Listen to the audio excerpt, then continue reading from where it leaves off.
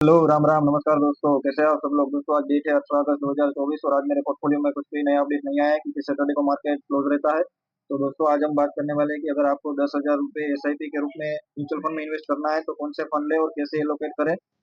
और 10,000 से अगर आप स्टार्ट करते हैं तो 20 साल बाद और 25 साल बाद कितना अमाउंट रहेगा, तो आइए देखते हैं।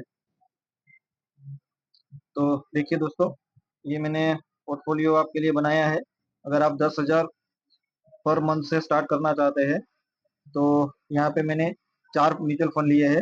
एक जो है वो स्मॉल कैप कैटेगरी का है, एक मिड कैप कैटेगरी का है, एक फ्लेक्सी कैप कैटेगरी का है और एक इंडेक्स फंड है। तो दोस्तों यहाँ पे मैंने स्मॉल कैप और मिड कैप इसलिए लिया है क्योंकि हम 20 ईयर के लिए 20 ईयर के लिए हम इन्वेस्ट करना चाहते हैं। तो 15 से 20 साल और उससे अधिक के लिए यहाँ पे जो रिस्क है वो मिनिमाइज हो जाता है, इसलिए हम स्मॉल कैप और मिड कैप में मैंने ज्यादा अमाउंट रखा है। तो स्मॉल कैप में मैंने 4,000 अमाउंट रखा है, मिड कैप में 3,000 रखा है, फ्लेक्सी कैप में 2,000 है और इंडेक्स फंड में 1,000 है। तो दोस्तों ये हमारा जो म्यूचुअल फंड का पोर्टफोलियो है वो डाइवर्सिफाई हो गया है। तो ये देखिए यहाँ पे मैंने दोस्तों प्रीवियस रिटर्न भी दिखा दिया है चारों फंड का। जब से वो स्टार्ट हुए हैं तब से अभी तक इन चारों फंड ने इतना इतना रिटर्न दिया है। निप्पॉन इंडिया स्मॉल कैप ने 27% का रिटर्न दिया है, कोटक इमर्ज इक्विटी फंड ने 22% का रिटर्न दिया है।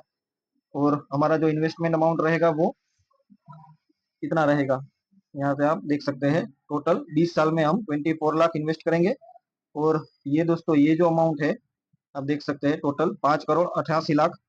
तो दोस्तों ये मैंने प्रीवियस रिटर्न के हिसाब से कैलकुलेट किया है। तो लेकिन इतना हमें आगे मिलेगा कि नहीं मिलेगा ये मालूम नहीं है, इसलिए मैंने एक्सपेक्ट रिटर्न इतना कैलकुलेट किया है। बहुत ही जिसने जिस जिस फंड ने जो भी दिया है यहाँ पे ये देखिए, यहाँ पे इसने अभी तक 27 दिया है तो मैंने सिर्फ 20 ही एज्यूम किया है कि अभी नेक्स्ट 20 साल में वो 20% ही देगा। हम कम मान के ही चलेंगे, जितना दिया है उतना मान के नहीं चलेंगे। हाँ, इससे ज्यादा मिला, 20 से ज्यादा मिला तो हमारा वो लक और हमें उतना ज्यादा पैसा मिलेगा। तो हमारी जो एक्सपेक्टेशन है वो हमें से कम ही रखनी चाहिए ताकि आगे कोई दिक्कत ना हो और हमें अच्छा प्रॉफिट मिले। और एक्सपेक्टेशन से अगर ज्यादा प्रॉफिट मिलता है तो हमें खुशी होगी और इससे कम तो जाएगा ही नहीं। इतना अगर 20 साल तक आप इन्वेस्ट करते हैं तो इतना तो आपको जो मैंने एक्सपेक्ट किया है उतना तो मिल ही जाएगा। हाँ, 1-2% ऊपर नीचे हो सकता है। तो दोस्तों अगर इतना इतना हम एक्सपेक्ट करते हैं तो ये देखिए यहाँ पे मैंने सारी कैलकुलेशन दिखाई दी है। तो टोटल कितना अमाउंट बनेगा, 2,49,00,000। तो यहाँ पे जो हमारा टैक्सेबल अमाउंट रहेगा वो कितना रहेगा, expected return amount minus invested amount. तो कितना, 2,25,00,000 पे हमको टैक्स देना पड़ेगा। उसमें से 1.25 लाख सरकार ने एग्जाम्पशन दिया है तो वो यहाँ पे मैंने माइनस किया है। तो फाइनल जो अमाउंट रहेगा वो कितना रहेगा जिसपे हमें टैक्स देना है, वो 2,23,75,00,000। आफ्टर बजट 2024 कितना टैक्स हमको पे करना पड़ता है, 12.5%।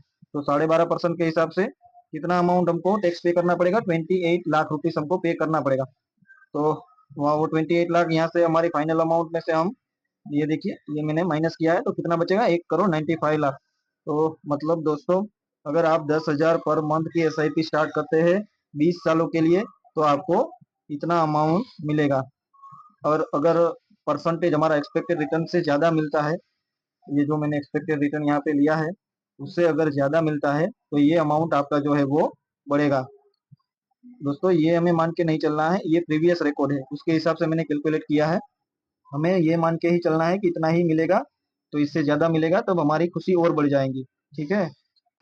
तो दोस्तों ये ये भी 10,000 की एसआईपी है और लेकिन यहाँ पे मैंने जो ईयर है वो 25 ईयर लिया है। अगर आप 25 ईयर तक ऐसे ही कंटिन्यू करते हैं तो आप जो इन्वेस्ट करेंगे वो 30 लाख करेंगे और आपका अमाउंट जो बनेगा वो 6,41,00,000 बनेगा।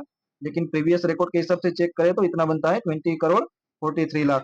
लेकिन हमें तो ये मान के ही चलना है, इससे ज्यादा मिला तो हमें और खुशी मिलेगी। और दोस्तों आने वाले सालों में इतना रिटर्न, प्रीवियस रिटर्न अभी तक इतना दिया है तो इतना ना भी मिले, इसलिए हमें एक्सपेक्टेड रिटर्न इतना मान के ही चलना चाहिए ताकि आगे हमें कोई दिक्कत ना आए और हमारी एक्सपेक्टेशन से ज्यादा परफॉर्म करे तो हमें खुशी मिले। तो दोस्तों अगर आप 25 साल के लिए निवेश करते हैं तो ये देखिए 6,41,00,000 बनेंगे। और अगर 20 साल के लिए करते हैं तो 2,49,00,000 बनेंगे। तो ये दोस्तों होती है मैजिक ऑफ कंपाउंडिंग, कंपाउंडिंग का पावर। अब दोस्तों आपको फाइनल अमाउंट कमेंट करके बताना है आफ्टर टैक्स डिडक्शन कितना आपके पास रहेगा, इसका फाइनल अमाउंट मुझे बताइए कमेंट में। आप इनमें से किसी भी फंड में निवेश कर रहे हैं तो कमेंट कीजिए और आप किस किस फंड में निवेश कर रहे हैं वो भी कमेंट कीजिए। और वीडियो अच्छा लगा हो तो सब्सक्राइब कीजिए। आपकी कोई भी क्वेरी है कमेंट बॉक्स में कमेंट कीजिए। Thank you.